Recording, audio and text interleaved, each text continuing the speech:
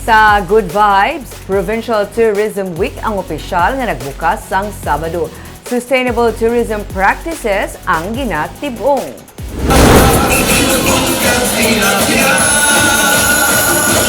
Opisyal nga nagbukas sang Provincial Tourism Week sang Sabado paagi sa isa ka seremonya sa Ayala Mall's Capital Central. Nasaksihan ang mga cultural performances kag sa kinandan ang food parade. Inyang higayon nga mapasundayag sang tagsa ka banwa kag syudad sang ilang mga ginapabugal nga pagkaon. Nasalida man ang mga produkto nga kilala sa Negros Occidental. Sa mensahe ni Governor Eugenio Jose Lacson sa pagbukas ng 23rd Provincial Tourism Week, sustainable tourism practices ang ginhatagan sang importansya.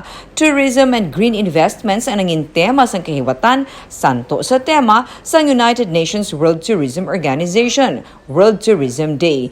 The tourism industry is an integral component of the global economy, significantly contributing to revenue generation.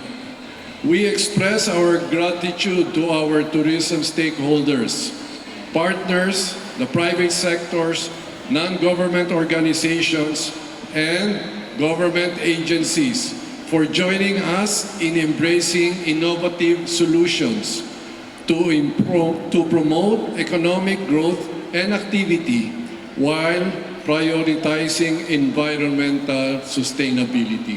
We are now at the forefront of a green tourism revolution in that we are as forward-looking as we can be with our tourism plans, tourism investment-related programs, and projects.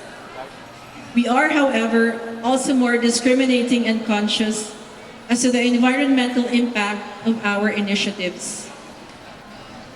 Our city and municipality tourism officers are ever so mindful now of the dual impact of the industry.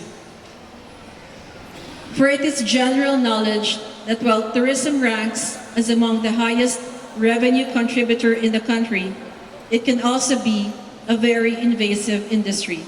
Mga produkto sa nagkalain-lain ng mga banwa kag syudad ang nasalida man sa mga booth tubtub sa Setyembre 23 ang kahiwatan.